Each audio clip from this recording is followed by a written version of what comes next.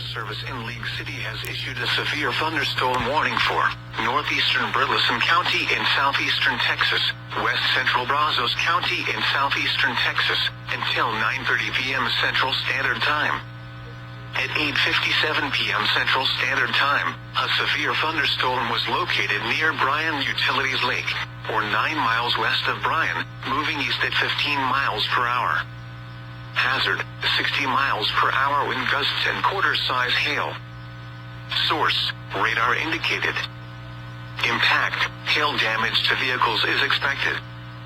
Expect wind damage to roofs, siding, and trees.